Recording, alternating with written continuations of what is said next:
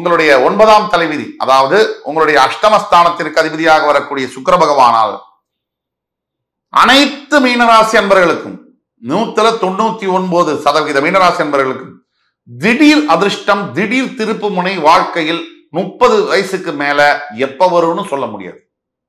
திடீர் திருப்பு முனை, திடீர் அதிர்ஷ்டம் வந்தே தீரும், கண்டிப்பாக வரும்.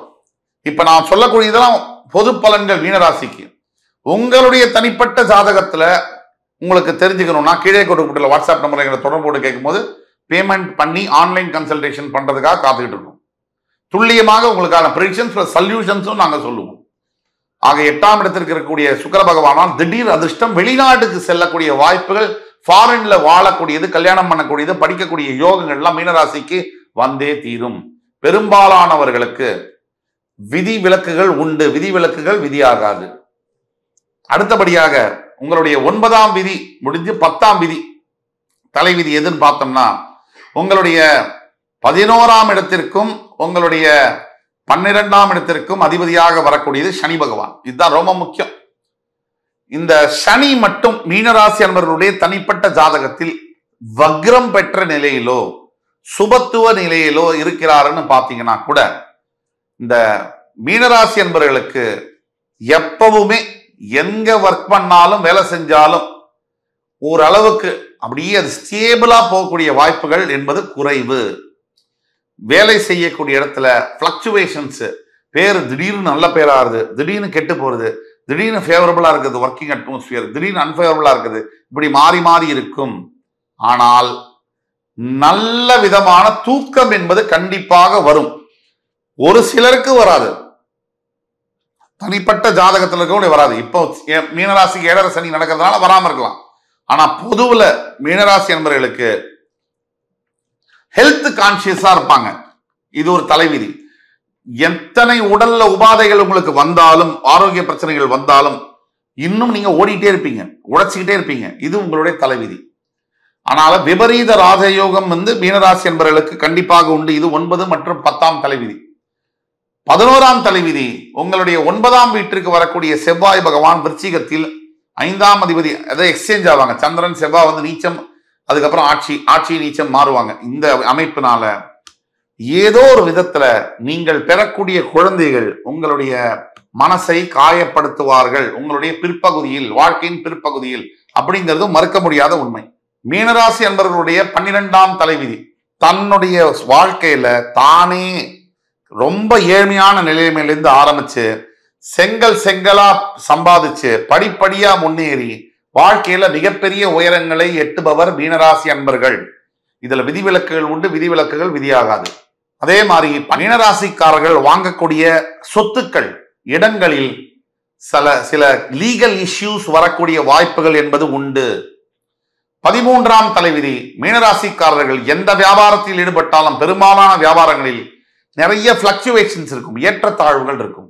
சில சமயங்கள் ஏன் போகுது, வியாபாரம் நல்லா போகுதுன்னு தெரியாது, சில சமயங்கள் ஏன் கம்மியா போகுதுன்னு தெரியாது. இந்த பிளக்சுவேஷன்ஸ் இருக்கு. இன்னொரு முக்கியமான தலைவிதி, இது ரொம்ப முக்கியம். 12ஆம் தலைவிதி மீனராசிக்காரர்கள் பேசணும், 13ஆம் தலைவிதி பேசணும். 14ஆம் தலைவிதி நிறைய மீனராசி என்பவர்களுக்கு இந்த செக்ஷுவல் டிசையர் பத்தி பேசணும்னா நம்ம கொஞ்சம் ரெஸ்ட்ரிக்ட் பண்ணி தான் பேசணும். தேவையில்லாத உறவுகளின் மீது நாட்டம் என்பது இருக்கும். சில சமயங்களில் அவர்கள் வாழ்க்கையவே அது சூறையாடி விடும் என்பது தலைவிதி. ஆக இது மூலியமா சொல்ல வர்றது என்னன்னா, ரொம்ப ஜாக்கிரதையா இருக்கணும். வரம்பு மீறிய நட்பு, வரம்பு மீறிய பழக்கங்களை உற்று கவனித்து அதை வாழ்க்கையிலிருந்து எடுத்து ரிமூவ் பண்ணி எடுத்துடணும், எராடிகேட் பண்ணணும். இதுக்கு தான் சொல்றோம். இப்போ நீங்கள் எதை எதிர்பார்க்கலாம் அப்படிங்கிறத பத்தி பேசுவோம். வாட் யூ கேன் எக்ஸ்பெக்ட், நீங்கள் எதை எதிர்பார்க்கலாம் அப்படிங்கிறத பத்தி ஒரு 4-5 புல்லட் பாயிண்ட். மீனராசி அன்பர்கள் உங்களுடைய வாழ்க்கையில முதல் புல்லட் பாயிண்ட், அதிர்ஷ்டத்தை, திடீர் திருப்பத்தை 30 வயசுல இருந்து 35 வயசுக்குள்ள 40 வயசுக்குள்ள கண்டிப்பாக எதிர்பார்க்கலாம்.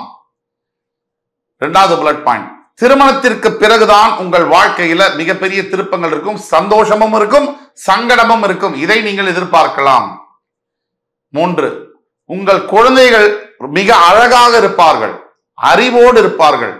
எல்லா பிள்ளைகளோட உங்க குழந்தைங்க தனித்துவம் பெற்றவர்களாக தெரிவார்கள். இருந்தும் உங்க குழந்தைங்க அவங்க வயசு பெரிய வயசு வரும்போது என்னைக்கோ ஒரு இடத்துல உங்களை அவமதிப்பாங்க. இதை நீங்கள் எதிர்பார்க்கலாம். 4, உங்களுடைய கணவரோ மனைவியோ நீங்க 1000 இல்ல 10,000 சண்டைகள் போட்டாலும் கடைசியில் உங்களுடன் நிற்ப போது உங்கள் காலி கிரவுண்ட்ல உங்க கூட இருக்க போது உங்கள் வாழ்க்கை துணை மட்டுமே மட்டுமே மட்டுமே. 5வது, உங்கள் வாழ்க்கையில அத்தனைக்கும் ஆசைப்படலாம், அடுத்தவங்க சொல்றதையும் நீங்க கேட்கணும். இல்லைனா மிகப்பெரிய ஆபத்தை நீங்கள் எதிர்பார்க்கலாம். 5. இப்போ அடுத்த நியர் ஃபியூச்சர் ப்ரெடிக்ஷன்ஸ் 6 மாதத்திலிருந்து 2 வருடங்களுக்குள்ள உங்களுக்கு எதை நீங்க எதிர்பார்க்கலாம்?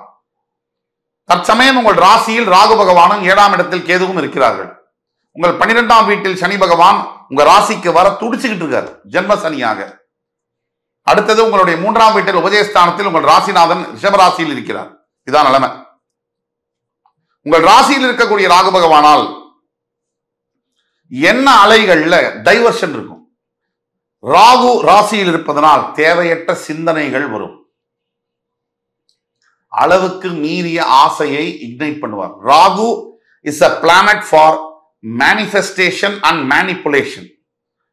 தேவையில்லாததை பூதகப்படுத்தி காமிப்பதும், மேனிஃபெஸ்டேஷன் ஒன்றை 1000 போல் பிரமிப்பாக காமிப்பதும் ராகுவுடைய இயல்பு தன்மை. இதே மாதிரி உங்க மனசுல சிந்தனைகள் ஆசிலேஷன் ஆகும்.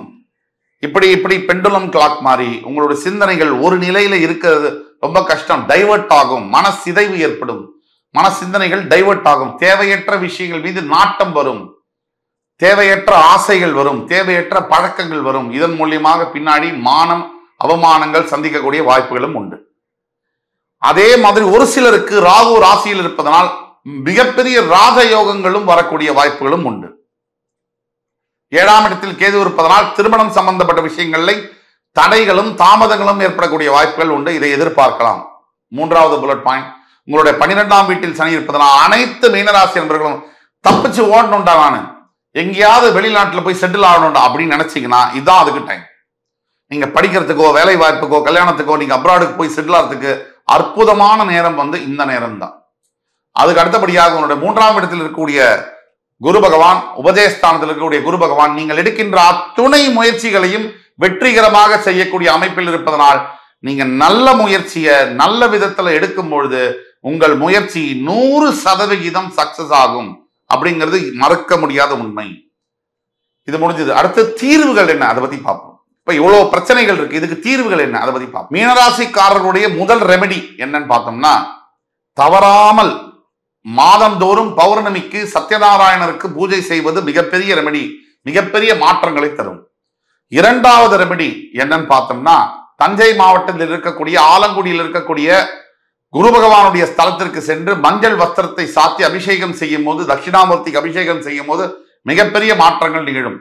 3வது, உங்களுக்கு பாடம் சொல்லி கொடுத்த primary school teachers, high school teachers எல்லாம் தேடி கண்டுபிடிச்சு அவங்க வாழ்க்கையில ஏதாவது பிரச்சனை இருந்ததுன்னா அதை உங்களால முடிஞ்ச உதவியை கொண்டு சால்வ் பண்ணீங்கன்னா மிகப்பெரிய அளவுல உங்களுக்கு உங்க குழந்தைகளுக்கு எதிர்காலம் என்பது மிகப்பெரிய பிரகாசமாக மாறும்.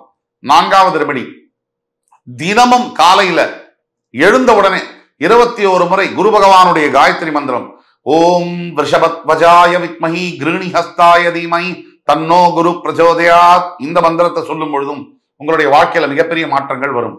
5வதாக மிகப்பெரிய ரெமெடி என்னன்னா, நீங்க இந்த படிக்கக்கூடிய வசதி இல்லாம இருக்கக்கூடிய அனாதை குழந்தைகளுக்கு படிப்பு கல்வி சம்பந்தப்பட்ட உதவிகளை உங்களால் முடிஞ்ச உதவிகளை நீங்கள் செய்யும் பொழுது உங்கள் வாழ்க்கையில் மிகப்பெரிய மாற்றங்கள் நிகழும். இது சத்தியம் சத்தியம் சத்தியம் என்று கூறி என் உயிரினும் மேலான மீனராசி அன்பு பெருமக்களே, அடுத்து மறுபடியும் உங்கள் சந்திக்கும் வரை இதை விட சிறப்பான தகவல்களுடன் இன்னும் அருமையான ஒரு எபிசோட்ல உங்களை சந்திக்கும் வரை உங்களிடமிருந்து விடைபெறுவது உங்கள் சுபாஷ் பாலகிருஷ்ணன். நன்றி, வணக்கம், வாழ்க வளமுடன்.